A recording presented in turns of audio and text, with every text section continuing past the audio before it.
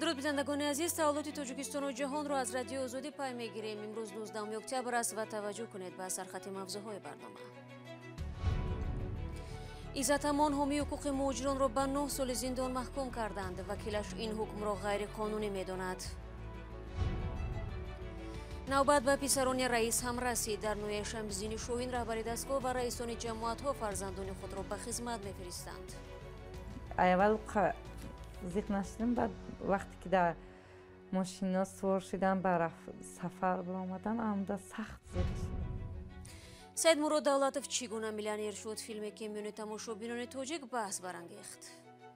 این کینو یک تاثیر کلان می‌بیارد به حیات همه مهاجرایی که در دولت‌های بیگانه کار کرده بودند. هر اکتیو خودش رو می‌بیند. بعد 3 هفته تنفس در قضیه عزت امان، دادگاه حکم این حامی حقوق مهاجران را اعلام کرد، ولی نه آن حکمی که نزدیکانش انتظاری داشتند، چون آنها مبلغ دعواگران را داده بودند و احتمال میرفت که عزت امان شامل قانون عفو شود و به آزادی برآید. ولی دادگاه شهر دوشنبه حکم کرد که او 9 سال را پس میله‌های زندان میگذراند. مولا رجب یوسفی با جزئیات بیشتر. حکم دادگاه شهر دوشنبه درباره عزت امان امروز 19 اکتبر صادر شد. دادگاه عزت امان را بر اساس ماده 247 قسم 4 یا قلابه در حجم مخصوصاً کلان گناهکار اعلام کرد، هرچند پیوندان این حامی حقوق مهاجران پیشتر این دعوا را رد کرده بودند. سید برهان شریف وکیل دفاع عزت امان پس از اعلان حکم در صحبت با رادیو آزادی گفت حکم دادگاه شهر دوشنبه غیر قانونی است و از روی آن شکایت میبرد. ما هم برای ما شکایت میکنیم حکم غیر قانونی در یگان قانون‌های عمل کننده و سندهای معیاری درست نمیه، ما شکایت میکنیم. من علاقه همین روز شکایت میبرم. نظر دادگاه فعلا دسترس نیست. دادگاه شهر دوشنبه تا حال نگفته است که چرا با وجود جبران مبلغ دعواگران قانون عفو نسبت عزت امان تطبیق نگردید. ماده که عزت امان به آن گمانبر است شامل عفو می شود. پیوندانش گفتند با وجود آنکه به همه دعوا به ضد عزت امان راضی نیستند، به خاطر رهایی و پل را سپردند و منتظر آزادیش هستند. کاتبات دادگاه شهر دوشنبه هم روز 29 سپتامبر به رادیو آزادی گفته بود پس از پرداخت 1,090,000 روبل و $1,000 دعواگران، محاکمه عزت امان به پایان رسیده، نامش به عفو پیشنهاد شد. حامی حقوق مهاجران 7 ماه به این سو در بازداشتگاه است. عزت امان رئیس سازمان مرکزی تاجیکان در مسکو 25 مارس امسال از شهروندی روسیه محروم و سپس از قلمرو این کشور رانده شد. پس از یک روز مقامات تاجیکستان از بازداشت او در شهر دوشنبه خبر دادند. به اطلاع مقامات او بر اساس دعوای چند نفر بازداشت شده است. نزدیکانش اکثر دعواها را به پایه دانستند. جانبدارانش باور دارند که حکم عزت امان انگیزه سیاسی دارد. مولا رجب یوسفی شهلای عبدالله، آزادی دوشنبه. ضمن دادگاه عالی تاجیکستان رحمتالله گدویف را در قتل رفیده اینایت و 8 ساله گناهکار دانسته به حبس ابد محکوم کرد. ولی جان اینایتов پدر رفیده به رادیو آزادی خبر داد که حکم امروز اعلان شد. دادگاه عالی تا حال در این باره رسما چیزی نگفته است. به سبب پوشیده بودن مرافعه خبرنگاران را به تالار راه ندادند و از این رو معلوم نیست رحمتالله گدویف 30 ساله و وکیل مدافعش در دادگاه چی گفتند. رفیده اینایت و ساکن نویه رودکی تابستان امسال از نزد منزلشان ناپدید شد و پس از یک روز جسد پاره شده او را از حاجتخانه همسایه یافتند. میرویم به جنوب تاجیکستان. در موسم دعوت تیرمایی امسال مقامات نویه شمس‌دین شاهین شوراباد سابق قالب شکنی کرده و پیش از همه فرزندان منصبداران را به خدمت گسیل کردند. تا این دم شکایت ساکنان از آن بود که به ارتش اساساً فرزندان کشاورزان و کم بضاعت را میبرند، ولی پسران افراد دارا و مقامدار یا در دانشگاه ها میخوانند یا در خارجه هستند و جلب نمیشوند. محمود جان رحمتزاده گزارش میدهد. در صف این دعوت شدگان فرزندان منصبداران هم هستند.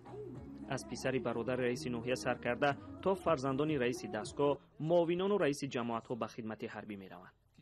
این کار را رئیس ناحیه شمس‌الدین شاهین ظفر گلزاده از برادرزاده خود خیراندیش برهان آغاز کرده است که تابستان امسال دانشگاه ملی تاجیکستان را ختم کرده است. مادر خیراندیش میگوید که رئیس قالب شکنی کرد. خودش بسیار ایتای دل خرسند رفته، خیلی ما زیق شدیم. اول زیق نشدیم، بعد وقتی که در ماشینا سوار شدن برای سفر برآمدن عمدا سخت زیق شدیم. پسران منصبداران در حال به خدمت جلب شدند که بیشتری ساکنان آنها را طعنه و ملامت می‌کردند که فرزندان خود را به ارتش نمی‌دهند. علیم آدینه‌زاده، معاون رئیس ناحیه شمس‌الدین شاهین و رئیس کمیسیای دعوت به صف ارتش، پسرش را دعوتنامه داده به خدمت گسیل می‌کند. حالا او در پهلوی چند منصبدار دیگر فرزندش را به خدمت می‌فرستد. فرزند دویم سبزعلی علیم با خواهش امروز با خواهش خودش عریضه دادگی از به می‌خواهد که به صف قوای مسلح جمهوری تاجیکستان رفته ادای خدمت نماید. حالا در اینجا تنها برادرزاده رئیس و معاونانش نیست که فرزندانشان به صف ارتش می‌پیوندند. رئیس دستگاه و جماعت‌ها پسران خود را به دست گرفته آورده به خدمت می‌فرستند. من امروز فرزند خود محمد بشیر اسکرشو ختم کرده دانشگاه تکنیکی تاجیکستان را با خواهش خودش به صف قوای مسلح جمهوری تاجیکستان برای ادای خدمت مادر وطن گسیل کرده شدم. شهادتنامه رانندگی داده می‌شود به مبارز خوشه. حکومت ناحیه شمس‌الدین شاهین در برابر فرستاندن پسران منصبداران به هر دعوت شونده شهادتنامه رانندگی تقدیم کرده است.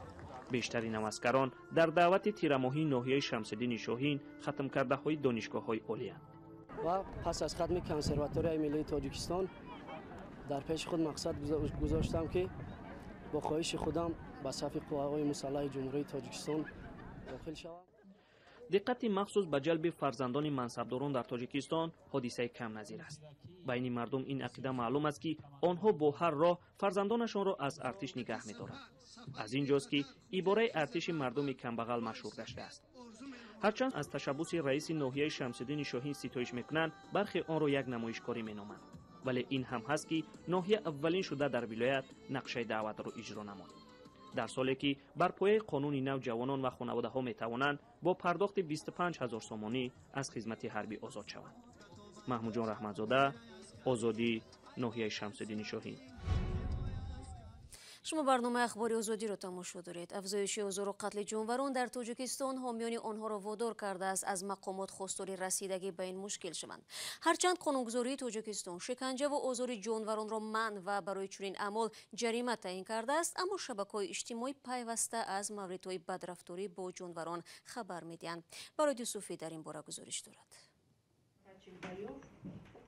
یک گروه ساکنان فعالان جمعیتی حامیان جانوران با پارلمان، رئیس شهر دوشنبه، وزیر کارهای داخله، دادستانی کل و رئیس کمیته حفظ محیط زیست مراجعت کردند. آزار، شکنجه و قتل بیرحمانه حیوانات و نشر عکس و ویدیوها از این لحظه ها آنها را به این عمل وادار کرده است. با ارسال یک نامه آنها از مقامات مسئول تاجیکستان خواستار رسیدگی به رفتار نامناسب با حیوانات شده‌اند. Обратились с просьбой отреагировать на вот эти последние события. با آن درخواست مراجعت کردیم که به حادثه‌های آخر واکنش کنند. در مراجعتنامه همچنین دلیل‌های ضروری، عکس و ویدیوها از شکنجه و آزار حیوانات را که ما جمع‌آوری کردیم، شرح این وحشانیت را اضافه نمودیم. همان وحشانیت نسبت به حیوانات که از سوی بی‌ادبان صورت گرفته است. همچنین تشکیل سگ‌جنگ‌ها که در کناره‌های پایتخت تشکیل کرده می‌شوند. کیم کدام گروه مردان می‌آید با خود سگ‌های جنگی را آورده مردم را جمع می‌کنند. سگ جنگ را مردم تماشا و نواربرداری کرده بعداً این زورآوری را پهن می‌کنند. بلوگ‌نویسان فعال نیز از افزایش بدرفتاری، شکنجه و قتل جانوران خصوصاً سگ‌ها جامعه را آگاه کرده از مقامات طلب دارند که چنین آدمان باید طبق قانونگذاری‌ها مجازات شوند. هر هفته ما می‌بینیم چه مردای کلان و یا می‌گیرن например سگ آب می‌پرتن. من همین به حیران میشم. مردمای ما بسیار میگن که ما مسلمان هستیم. بانو پولاتووا میگوید متاسفانه مقامات به این موردهای بدرفتاری به حیوانات یگان واکنشی نمی‌کنند. همچنین واکنش مقامات به مراجعت فعالان جمعیتی حفظ جانوران معلوم نیست. ولی سازمان جمعیتی نجات انسانیت نزدیک 3 سال است که سگ و گربه‌های بی‌صاحب، بیمار و ولگرد را از خیابان‌ها جمع کرده تبابت و پرورش می‌کند. حالا در پناهگاه حیوانات سازمان نجات انسانیت 76 سگ و 12 گربه پرورش و تبابت می‌شود. این جانوران از حساب خود سازمان و افراد خیرخواه و حامیان جانوران با غذا و درمان‌ها تأمین می‌شوند. بسیار کمبودی داریم برای که سگایم сагу пишакое ки ҳозир дорем мехоҳем дар зимистон мисол гирем иновая дошта бошанд ҳар қадомаш алоҳида хонача дошта бошанд мисол гирем мо мехоҳем ваксинаҳои вақту вақташ қатъи гирем сагу гурбаҳои таҳти нигоҳубини созмони наҷоти инсоният дар як рӯз тақрибан 30 кило ғизои гӯштӣ ва 15 кило ғизои нонӣ масраф мекунанд. ҳоло дар шаҳри душанбе чанд чунин паноҳгоҳи ҷонварон аз сӯи созмонҳои ҷамъиятӣ фаъол аст. аммо ҷонварони бесоҳиб низ дар кӯчаҳои пойтахт ва атрофи он кам намешавад ва теъдоде ҳам аз сӯи сокинон озору шиканҷа мешаванд. фаъолони ҷамъиятӣ нигаронанд ки ҳарчанд қонунгузории тоҷикистон барои бадрафторӣ ва озори ҷонварон ҳудуди 600 сомонӣ ҷарима муқаррар кардааст, аммо дар асл ин банди қонун иҷро намешавад. сухтсинамо киностудияи давлатии тоҷикистон чанде пеш дар манотиқи гуногун ва қазоқистону русия филми наверо бо номи «Аз миллион яке» ба бинандагон пешниҳод кард. Муҳиддини Музаффар, коргардони ин филм, мегӯяд ҳудуди 100 ҳунарпешаи ҳирфаӣ аз Тоҷикистон ва Русияву дигар кишварҳо дар он нақш офариданд. Фарзон Муҳаммадӣ яке аз тамошобинони филм буд. ин филм дар муддати беш аз 4 сол ва бо заҳмати 10 000 алоқаманди ин соҳа сохта шудааст. ҷуғрофияи майдони сабти он беш аз 5 кишвари пасошӯравӣ ва Амрикову Малайзияро дар бар гирифтааст. хеле имтиҳони сахт буд аз ду ҷиҳат. аз якум ҷиҳат бори аввал берун аз Тоҷикистон филм ба навор мегирифтем ва мо тартибу интизому корбарии масалан Русияро намедонистем, Қазоқистон, майдони бузурги синаморо намедонистем. ин як масъулияти бузург буд. дуюм масъулият, вақте ки филм тарҷимаҳолӣ мешавад, дар бораи тарҷимаҳолии як нафар, бахусус он нафар зинда аст, хеле масъулияти бузург аст, барои он ки коргардон метавонад филме офарад ва аз зовияе нишон диҳад ки он қаҳрамон нодуруст муаррифӣ шавад. Ну, бюджет кинокартины, вы, наверное, сами знаете, эти расходы, они не стоят на месте. То есть на сегодня... То имрӯз беш аз $5 миллион барои ин филм сарф шудааст. вале ҳоло ният дорем дар Узбекистон ҳам ба таври фарогир филмро ба намоиш гузорем. Пас он Беларусу Украина ҳам дар нақша аст. ба гуфтаи офарандагон ин филм дар ду шакл омода шудааст. филми якқисматӣ аз миллион яке ва силсила филми пайроҳаи мураббӣ. ин филмҳо аз ҳаёти равоншинос ва муаллифи китобҳо дар мавзӯи тиҷорат Саидмурод Давлатов нақл мекунанд, ки дар пайроҳаи пурпечитоби рӯзгор бо машаққат қадам задаву худро ба қулаи мурод расонидааст. ӯ аз хурдсолӣ дар як деҳаи дурдасти Тоҷикистон бепадар мемонад ва бори зиндагӣ бар дӯшаш меафтад. вақте бо муваффақият имтиҳон месупораду барои қабул шудан ба донишгоҳ аз вай маблағ талаб мекунанд, роҳи муҳоҷиратро пеш мегирад ва пас аз машаққати зиёд худро меёбад. гумон мекунанд ки халқи мо фақат муҳоҷирӣ кардан метавонад. мо хостем ки қолаба шиканем.